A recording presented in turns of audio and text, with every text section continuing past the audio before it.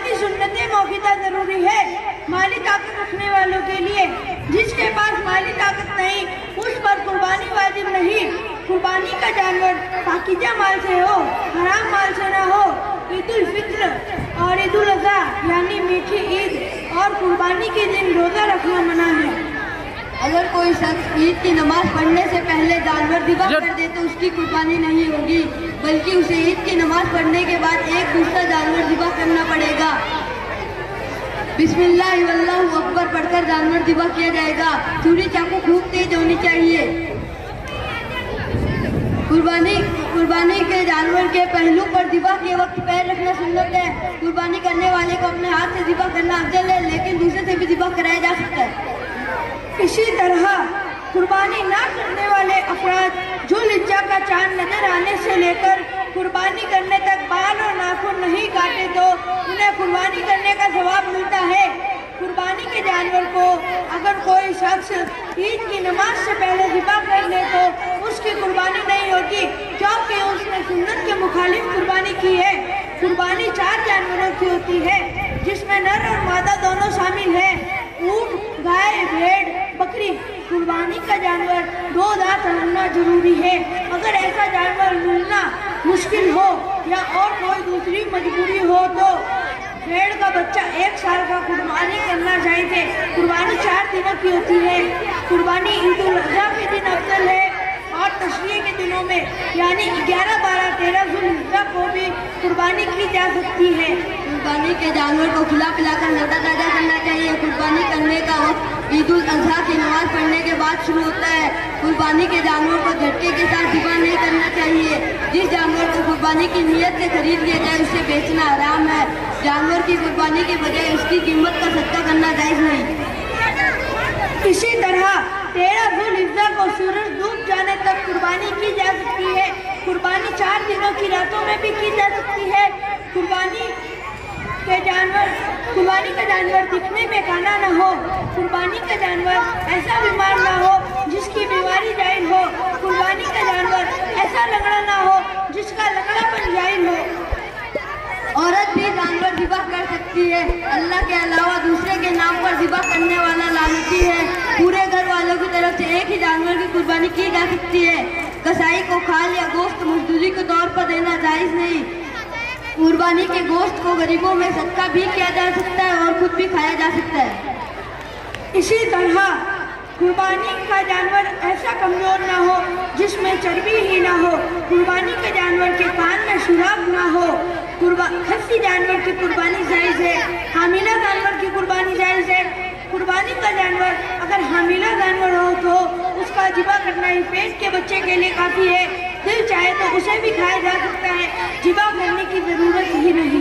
कुर्बानी के गोश्त को बराबर 3 हिस्सों में बांटना जरूरी नहीं, क्योंकि शरीयत ने इस पर पाबंदी नहीं लगाई है, बल्कि उसके उलट नबी सल्लल्लाहु अलैहि वसल्लम ने जी भर खाने की इजाज़त दी है। हदीस में जहाँ खाने का बयान है वहीं खिलाने का भी जिक्र है।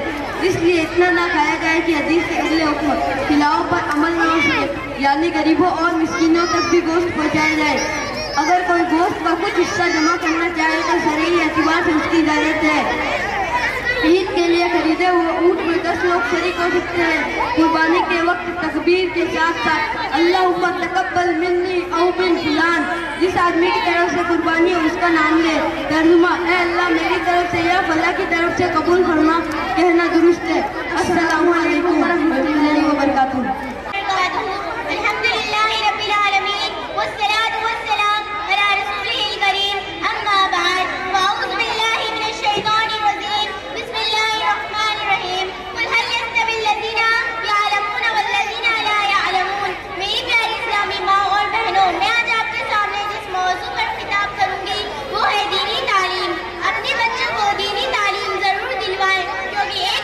जो दीनी तालीम हासिल करता है और जो दुनियावी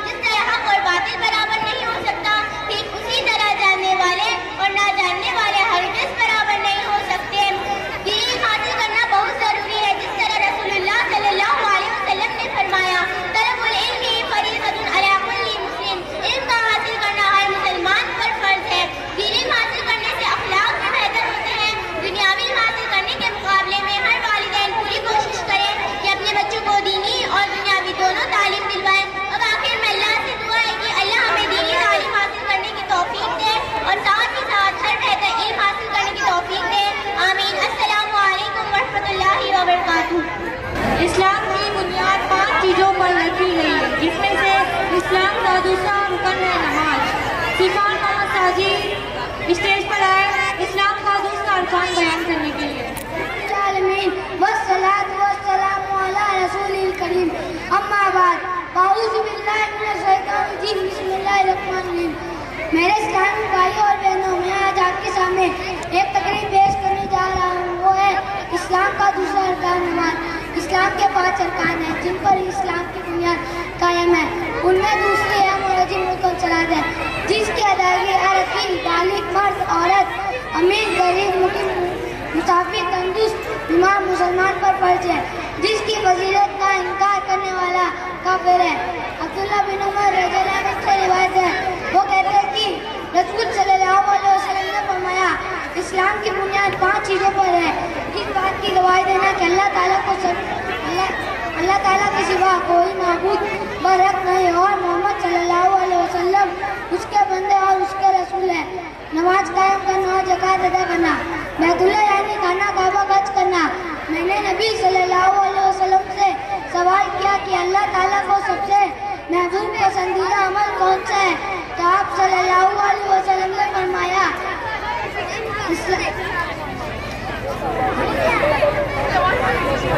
وقت پر نماز پڑھنا ہے. میں نے پوچھا پھر کون سا؟ تو آپ صلی اللہ علیہ وسلم نے فرمایا ماں باپ کی خدمت اطاعت کرنا. میں نے پوچھا پھر کون سا؟ تو آپ صلی اللہ علیہ وسلم نے فرمایا اللہ تعالیٰ کی راہ میں جہاد کرنا. اب آخر میں اللہ تعالیٰ سے دعا ہے کہ اللہ تعالیٰ ہم سب کو نماز کا پابند بنائے. آمین. السلام علیکم ورحمۃ اللہ وبرکاتہ. اپنی نظر میں آپ کے سامنے پیش کرنے جا رہا ہوں. اسے علامہ اقبال رحمۃ اللہ علیہ نے لکھا ہے. یار تیرے مسلم کو وہ زندہ تمنا دے جو قلب کو گرما دے جو روح کو تڑپا دے. یار تیرے مسلم کو وہ زندہ تمنا دے جو قلب کو گرما دے جو روح کو تڑپا دے. پھر وادی فارا کے ہر ذرے کو چمکا دے. پھر شوق تماشا دے پھر ذوق تقاضا دے. یا رب تیرے مسلم کو